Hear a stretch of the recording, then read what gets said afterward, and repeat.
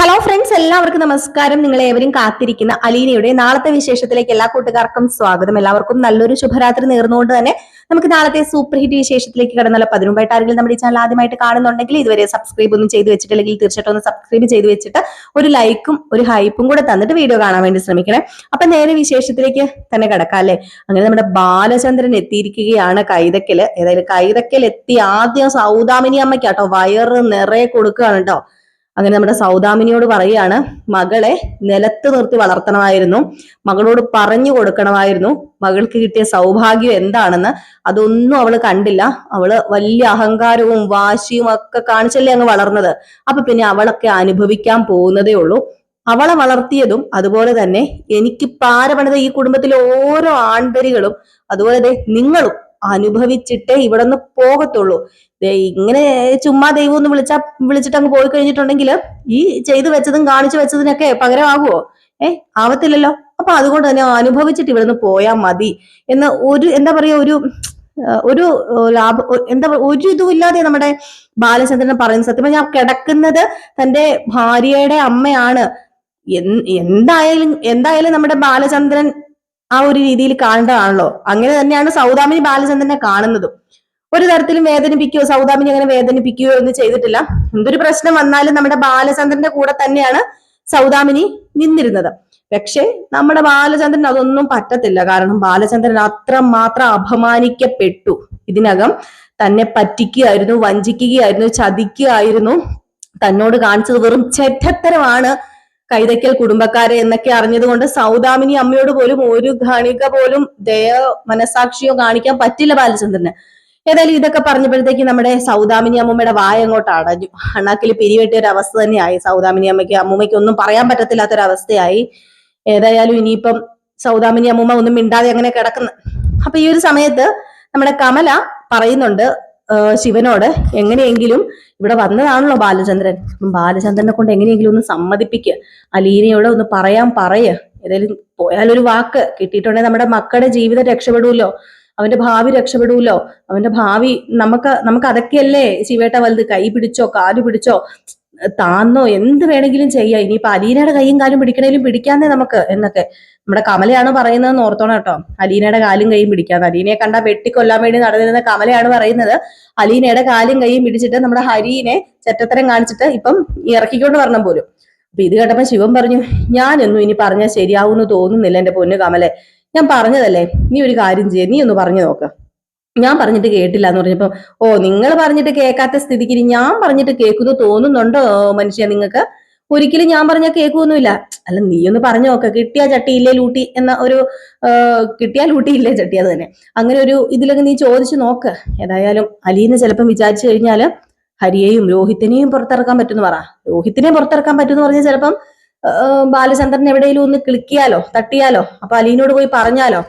അപ്പൊ ഏതായാലും ഇതൊക്കെ മനസ്സിൽ വെച്ച് നമ്മുടെ കമല ഇരിക്കുകയാണ് കേട്ടോ. ഇപ്പം വരുമ്പോഴത്തേക്ക് നമ്മുടെ ബാലചന്ദ്രനോട് അങ്ങ് പറയാം. ബാലചന്ദ്രനോട് പറഞ്ഞു കഴിഞ്ഞിട്ടുണ്ട് ബാലചന്ദ്രൻ ഏതേലും രീതിയിലൊന്ന് കേൾക്കുകയാണെങ്കിൽ തന്റെ മകനെ അങ്ങ് പുറത്തിറക്കിക്കൊണ്ട് വരാമല്ലോ, ഇത്രയോ ചെറ്റത്തരം കാണിച്ചതും പോരാഞ്ഞിട്ട്. അപ്പൊ അങ്ങനെ നമ്മുടെ ബാലചന്ദ്രൻ സൗദാമിനി അമ്മൂമ്മയുടെ അടുത്ത് കുറെ നേരം സംസാരിക്കുകയൊക്കെ ചെയ്തു, മകളെ കുറിച്ച് സംസാരിക്കുകയൊക്കെ ചെയ്തു. ഏതായാലും ഇത്രയൊക്കെ ആയി, ഇനിയിപ്പം അനുഭവിച്ചിട്ടേ പോവുള്ളൂ എന്നൊക്കെ പറഞ്ഞല്ലോ. ഏതായാലും അവിടെ നിന്ന് ഇറങ്ങി വന്നു. അവിടെ നിന്ന് നേരെ ഇറങ്ങി വന്നതും കമല കാണുകയാണ്. അപ്പൊ കമല അവിടെ നിന്നിട്ട്, അതെ ബാലേട്ട എന്താ വേണ്ടത്, കഴിക്കാന് കുടിക്കാന് എന്താ വേണ്ടതെന്ന് ചോദിച്ചപ്പോഴത്തേക്കും, അയ്യോ ഇത് വലിയ ചോദ്യമായി പോയല്ലോ കമലെ, കഴിക്കാനും കുടിക്കാനും എന്താ വേണ്ടതെന്നോ. സാധാരണ കമല എന്നെ കാണുമ്പോഴത്തേക്കും ഇപ്പൊ ഉറഞ്ഞു തുള്ളി ഓടുന്നതാണല്ലോ മുഖവും തിരിച്ചു പിടിച്ചോണ്ട്. എന്നിട്ടിപ്പൊ എന്താ പറ്റിയത് കഴിക്കാനും കുടിക്കാനും ഒക്കെ? അല്ല, വീട്ടിൽ ഒരാൾ വരുമ്പോ കമല ഇങ്ങനെയല്ല പെരുമാറുന്നതെന്ന് എനിക്ക് നന്നായിട്ട് അറിയാം. ഏതായാലും കമല പറഞ്ഞതല്ലേ, കുഴപ്പമില്ല, ചായയോ കാപ്പിയോ ജ്യൂസോ എന്ത് വേണേലും എടുത്തോ, പക്ഷെ എടുക്കുന്നതൊക്കെ കൊള്ളാം, എന്റെ ജീവൻ ഒരു കുഴപ്പം വരില്ലല്ലോ അല്ലേ എന്നൊക്കെ പറഞ്ഞു. എന്ത് വർത്താനോ എന്റെ പൊന്നു ബാലേട്ട ഈ പറയുന്നത്? ബാലേട്ടൻ എന്നെ അവിടെ വന്നപ്പോ അടിച്ചു പുറത്താക്കി, ആ ഒരു ദേഷ്യമൊക്കെ അല്ലേ എനിക്കുള്ളത്. അല്ലാതെ ബാലേട്ടന് നമ്മുടെ ആ ഒരു ബന്ധം അല്ലാതെ ആവൂലല്ലോ.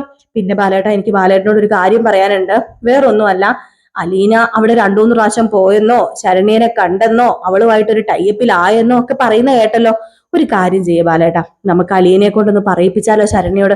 ശരണ്യ എന്ന് പറയുന്ന ആ പെങ്കൊച്ചു വിചാരിച്ചു കഴിഞ്ഞാലേ ആ കേസ് അങ്ങ് പിൻവലിക്കില്ലേ, തേഞ്ഞു മാഞ്ഞു പോവില്ലേ. ഹരിക്കും രോഹിത്തിനും വെളിയിൽ ഇറങ്ങാൻ പറ്റില്ലേ. നമ്മുടെ ആറ്റുനോറ്റ് വളർത്തിക്കൊണ്ട് വന്ന മക്കളല്ലേ അവര്. ഒരു കുടുംബത്തിലെ 2 മക്കളാണ്. ജയിലിൽ കിടക്കുന്നത്, ആ ഒരു പേരുദോഷം മാറുമോ? ഇനി ഒരിക്കലും ആ പേരുദോഷം മാറത്തില്ല. പക്ഷെ നമ്മുടെ പിള്ളേരുടെ ഭാവി നമ്മൾ നോക്കണ്ടേ? അവരെ ഇറക്കിക്കൊണ്ട് വരണ്ടേ ബാലേട്ടാ? ദേ ഇനിയിപ്പോ രോഹിത്തിനെ ആണെങ്കിലും ഇറക്കിക്കൊണ്ട് വരണ്ടേ? അതിനിപ്പോ അലീനയുടെ കാല് പിടിച്ചാലെന്താ, ശരണ്യയുടെ കാല് പിടിച്ചാലെന്താ, എത്ര പൈസ കൊടുത്താലെന്താ? നമുക്ക് വീടും പുരയിടവും ഈ കടകളും എല്ലാം വിറ്റിട്ടാണെങ്കിലും നമ്മുടെ മക്കളെയല്ലേ നമ്മൾ രക്ഷിക്കേണ്ടതെന്ന് പറഞ്ഞപ്പോഴത്തേക്കും, ഓ കമലേ, നീയാണെങ്കില് വളഞ്ഞു നോക്കി പിടിക്കുന്നു. നിന്റെ കെട്ടിയം വിളിച്ചെന്നോട് നേരെ ഡയറക്റ്റ് ആയിട്ട് പറഞ്ഞു, അല്ല നിങ്ങൾ രണ്ടും ഒന്ന് തന്നെയല്ലേ എന്നോട് പറയുന്നത്? ഞാൻ പറഞ്ഞല്ലോ, അഭിമാനം വിറ്റ് ഈ ബാലചന്ദ്രന് ജീവിക്കേണ്ട ഗതികേടില്ല. എന്റെ മകനൊക്കെയാ രോഹിത്. അവൻ തെറ്റ് ചെയ്തിട്ടുണ്ടെങ്കിൽ അതിനുള്ള ശിക്ഷ അവന് കിട്ടുന്നുണ്ട്. ഇനിയിപ്പം അത് അലീനയുടെ കാല് പിടിച്ചിട്ട് ശരണ്യക്ക് പൈസ കൊടുത്തിട്ട് എന്താ കഥ? അതെ, പോലീസും പട്ടാളവും കോടതിയും നിയമവും ഭരണകൂടവും ഒക്കെ ഉള്ളൊരു രാജ്യം തന്നെ നമ്മുടെ. അത് കമലയ്ക്ക് അറിയത്തില്ല എന്നുണ്ടോ? അല്ലാതെ നമുക്ക് പോയി തലവെട്ടി ഡയറക്റ്റ് ആയിട്ട് കളയാനോ നമുക്ക് എവിടെയെങ്കിലും പോയി തന്നെ ജയിച്ചു വാദിച്ച് നേടാനോ ഒന്നും പറ്റുന്ന സ്ഥലമല്ലത്. ഒരു പെങ്കൊച്ചിനെ പട്ടാപ്പകല് 4 പേര് കൊണ്ടുപോയി റേപ്പ് ചെയ്തിട്ട് ഇപ്പൊ ഒന്നും അറിയാത്തതുപോലെ അവർക്ക് പൈസ കൊടുത്തിട്ട് ഊരിപ്പോരാന്ന് കരുതിയോ? അതൊരിക്കലും ഇവിടെ നടക്കത്തില്ല. അതൊക്കെ പണ്ട്. ഇപ്പൊ അതൊന്നും നടക്കാൻ പോകുന്നില്ല കമലെ. മാത്രമല്ല അലീനയെ കൊണ്ട് പറഞ്ഞ് സമ്മതിപ്പിക്കാന്ന് അങ്ങനെ ഒരു വ്യാമോഹം ഉണ്ടെങ്കിൽ അതങ്ങ് മാറ്റി വെച്ചേരെ. അതും നടക്കാൻ പോകുന്നില്ല. എനിക്ക് അലീനയുടെ കൈയും കാലും പിടിക്കേണ്ട ഒരാവശ്യമില്ല. അവളുടെ മുമ്പിലാണെങ്കിലും എനിക്കൊരു അഭിമാനമുണ്ട്. അല്ല, ഈ അഭിമാനമൊക്കെ അലീനയുടെ മുമ്പിൽ എന്തിനാ കാണിക്കുന്നത് ബാലേട്ടാ? അല്ല, നമ്മുടെ കുടുംബത്തിൽ ഒരാൾക്ക് ഒരു പ്രശ്നം വരുമ്പം, മാത്രമല്ല അലീനയും നമ്മുടെ കുടുംബത്തിൽ ഒരാളല്ലേ? അപ്പോഴത്തേക്ക് നമ്മുടെ ബാലചന്ദ്രൻ ചോദിച്ചു, നമ്മുടെ കുടുംബം? അപ്പൊ നമ്മുടെ കുടുംബം എന്ന് പറഞ്ഞാല് കൈതയ്ക്കലാണോ നെടുമ്പുറയ്ക്കലാണോ? അത് വ്യക്തമായിട്ടൊന്ന് പറയുവാണെങ്കിൽ അത് കൊള്ളായിരുന്നെന്ന്.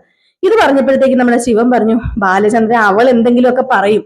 കാരണം അവള് ഒരു അമ്മയല്ലേ. അവക്ക് ഇപ്പം എന്തൊക്കെ തെറ്റ് ചെയ്താലും കുറ്റം ചെയ്താലും മക്കളും മക്കളല്ലാതെ ആവില്ലല്ലോ. അങ്ങനെയൊന്നും ചിന്തിക്കുക. അവളൊരു അമ്മയല്ലേ, അതുകൊണ്ട് അവൾ അങ്ങനെയൊക്കെ പറയുന്നതെന്ന് പറഞ്ഞപ്പോ, എന്റെ പൊന്ന് ശിവേട്ടാ, ദേ ഒരു കാര്യം ഞാൻ പറഞ്ഞേക്കാം, ഇവിടെ കൊണ്ട് നിർത്തിക്കോ, അതാ നല്ലത്. ഇനി മക്കളെ ഊരിയെടുക്കാൻ നോക്കാൻ പോയി കഴിഞ്ഞിട്ടുണ്ടെങ്കിൽ ദേ ഇനിയിപ്പോ ഉള്ളവരും കൂടെ പോയി ജയിലിൽ കിടക്കേണ്ട വരും, അല്ലെങ്കിൽ നാട്ടുകാരുടെ തല്ല് കൊള്ളേണ്ട വരും. പിന്നെ നാളെ ഞാൻ കട തുറക്കുന്നുണ്ട്. ദേവി ചെയ്ത് അതും ഇതുവരെ ഒന്നും ഉണ്ടാക്കിയിട്ട് എന്റെ കച്ചവടവും പൂട്ടിച്ചേക്കരുത്. എന്നെ കരുതി കുറെ സ്റ്റാഫുകൾ എന്റെ കടയിലും ജീവിക്കുന്നുണ്ട്. അതുകൊണ്ട് അവന്മാര് തെറ്റ് ചെയ്തിട്ടുണ്ടെങ്കിൽ നമുക്ക് കോടതി ഉണ്ടല്ലോ, വക്കീലുണ്ടല്ലോ, വക്കീലിനെ വെച്ചിട്ടുണ്ടല്ലോ, വെക്കാതെ ഒന്നും ഇരുന്നിട്ടില്ലല്ലോ. പിന്നെ രോഹിത്തിനെ എനിക്കൊന്ന് പോയി കാണണം. ഞാൻ ഇതുവരെ അവനെ പോയി കണ്ടില്ല. ഏതായാലും ഞാൻ ഒന്ന് കാണുന്നുണ്ട് രോഹിത്തിനെ പോയി. എന്റെ മകനെ എനിക്ക് കണ്ടേ പറ്റൂ. അവനെ എനിക്കിപ്പം ജാമ്യത്തിൽ ഇറക്കിയേ പറ്റൂ, ജാമ്യത്തിൽ ഇറക്കാൻ നോക്കിയേ പറ്റൂ. അതുകൊണ്ട് ഞാൻ അവനെ പോയി കാണും, വക്കീലിനെ വെക്കും, ജാമ്യത്തിൽ ഇറക്കാൻ നോക്കും. അല്ലാതെ അലീനയുടെ കാല് പിടിക്കുന്ന നിങ്ങൾക്ക് തോന്നണ്ടെന്ന് പറഞ്ഞിട്ട് നമ്മുടെ ബാലചന്ദ്രൻ അവിടെ നിന്ന് ഇറങ്ങാൻ തുടങ്ങിയപ്പോഴത്തേക്കും നമ്മുടെ മനു പറഞ്ഞു, ഏതായാലും അങ്കിള് പറഞ്ഞത് അങ്കിളെ ന്യായം.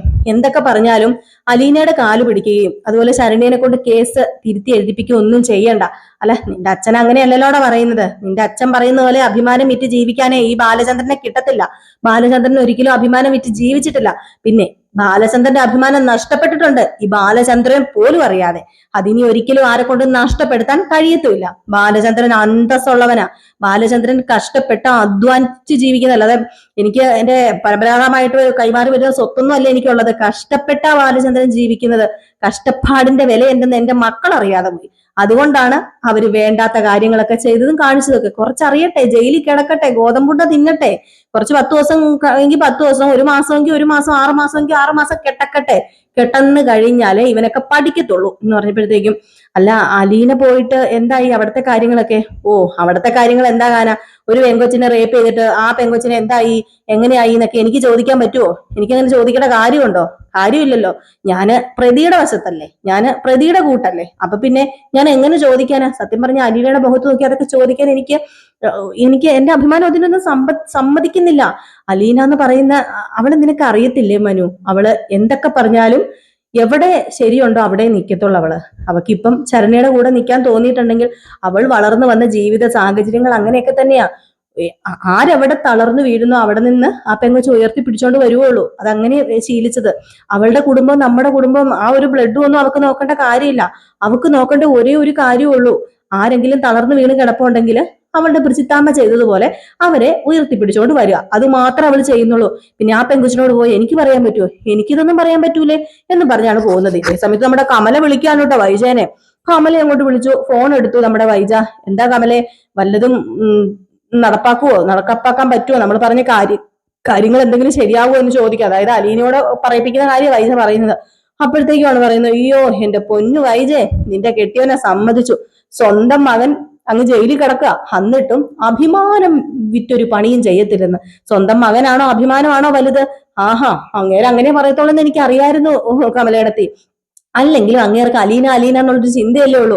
അലീനയുടെ മുമ്പിൽ അഭിമാനം കളയാൻ പറ്റത്തില്ല പോലും. അവൾ ആരാ അതിനു മാത്രം അഭിമാനം പോകാനും പൊട്ടി മുളയ്ക്കാനും ഒക്കെ ആയിട്ട്?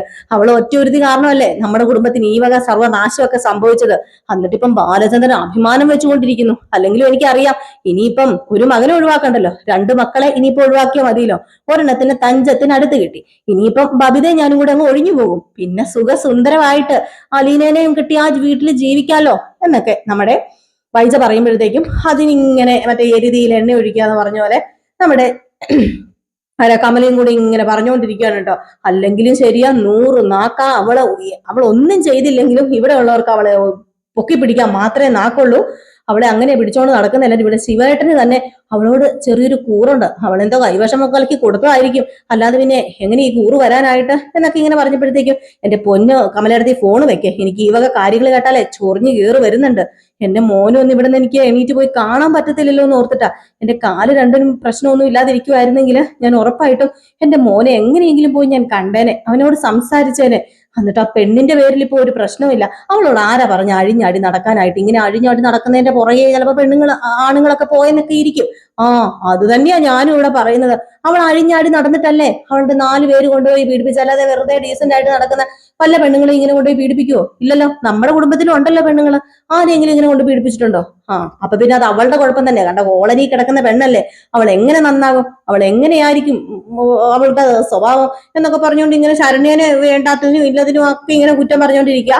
ഏതായാലും ഫോണൊക്കെ കട്ട് ചെയ്തിട്ട് വൈജി ഇങ്ങനെ കിടപ്പുണ്ട് കേട്ടോ. ഇനിയിപ്പോ എന്ത് ചെയ്യണം, എന്തുണ്ടാക്കണം, എങ്ങനെ മകനെ വെളിയിൽ ഇറക്കണം എന്നൊന്നും അറിയത്തില്ല.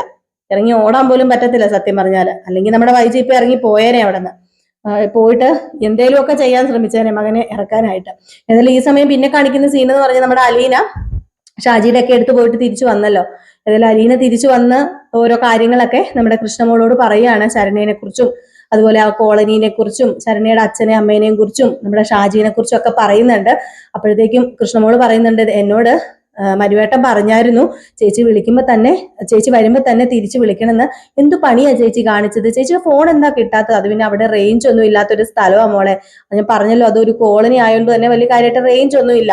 അപ്പൊ പിന്നെ ഫോണിന് വിളിച്ചാൽ കിട്ടത്തില്ല. അതാ ഞാൻ അവിടെ എത്തിയപ്പോഴത്തേക്കും അത്യാവശ്യം റേഞ്ച് ഉള്ള സ്ഥലത്ത് മാറി നിന്ന് മോളെ വിളിച്ച് പറഞ്ഞത്. അതുകൊണ്ട് തന്നെ അന്നൊക്കെ ഇങ്ങനെ പറഞ്ഞപ്പോഴത്തേക്ക് ഏതായാലും മനുവേട്ടനോട് വിളിച്ച് പറയാം. പിന്നെ അച്ഛൻ നേരെ പോയേക്കുന്നത് കൈതക്കലേക്കാണ്. അപ്പൊ അവിടെയും പോയിട്ടുണ്ട്. കടയും ഇനി തുറക്കണം എന്നൊക്കെ അച്ഛൻ പറയുന്നത്. പിന്നെ ഇവിടെ ആന്റി അങ്കിളൊക്കെ വന്നിട്ടുണ്ടായിരുന്നു, ഗോവർദ്ധനങ്ങളൊക്കെ വന്നിട്ടുണ്ടായിരുന്നു എന്നൊക്കെ ഇങ്ങനെ വിശേഷമൊക്കെ പറയുന്നുണ്ട് കേട്ടോ. അപ്പൊ ഇതൊക്കെ കോർത്തിണക്കിക്കൊണ്ട് ഒരു അടിപൊളി വിശേഷമാണ് നമ്മൾ നാളെ കാണാൻ പോകുന്ന. അപ്പൊ ആരും മിസ് ചെയ്ത് കളയരുത്. നമ്മുടെ രാവിലെ എന്നൊരു 7 മണി 7 മണി 7:15 ആകുമ്പോഴത്തേക്കും നമ്മൾ ഫുൾ വിശേഷമായിട്ട് വരുന്നതായിരിക്കും. അപ്പൊ നാളെയും അതുപോലെ നമ്മൾ വിശേഷമൊക്കെ ആയിട്ട് വരുന്നതായിരിക്കും. പിന്നെ രേവതിയുടെയും സച്ചിയുടെയും പ്രമവിശേഷം നമ്മൾ ഒരു 9:30 കൂടി 9 മണി 9:30 ഒക്കെ കൂടി പോസ്റ്റ് ചെയ്യുന്നതായിരിക്കും. നാളത്തെ കഥ ജിൽ ജിന്നിലാണ് അത് ഇടുന്നത്. പിന്നെ നയനിയുടെയും ആദർശിന്റെയും ഫുൾ വിശേഷവും നമ്മൾ ജിൽ ജിന്നില് എന്നും രാവിലെ ഇടുന്നുണ്ട്. ഒരു 9 മണിയാകുമ്പോൾ രേവതിയുടെയും സച്ചിയുടെയും കഥയും നമ്മൾ രാവിലെ എന്നും ഇടുന്നുണ്ട് കേട്ടോ. പിന്നെ കാറ്റത്തെ കുളുക്കയുടെ റിയൽ സ്റ്റോറി ന്യൂവിനകത്ത് നമ്മൾ കൊടുക്കുന്നുണ്ട് കേട്ടോ. അപ്പൊ എല്ലാവരും സപ്പോർട്ട് ചെയ്യുക. നിങ്ങളുടെ സ്നേഹത്തിനും സപ്പോർട്ടിനും ഒക്കെ ഒരുപാട് നന്ദിയുണ്ട്. വീണ്ടും ഈ സ്നേഹവും സപ്പോർട്ടും ഒക്കെ നിങ്ങളുടെ ലൈക്കിലൂടെയും കമന്റിലൂടെയും സബ്സ്ക്രൈബിലൂടെയും ഒക്കെ അറിയിക്കുമെന്ന ഒരു പ്രതീക്ഷയോടുകൂടി നിർത്തുകയാണ്. അപ്പം നെക്സ്റ്റ് വീഡിയോ ആയിട്ട് കാണാം. അപ്പൊ അതുവരെ എല്ലാവർക്കും ടാറ്റ ബൈ ബൈ. ലൈക്ക് അടിക്കാൻ മറക്കരുത് കേട്ടോ. കൂടെ ഒരു ഹൈപ്പും കൂടെ ചെയ്യണേ.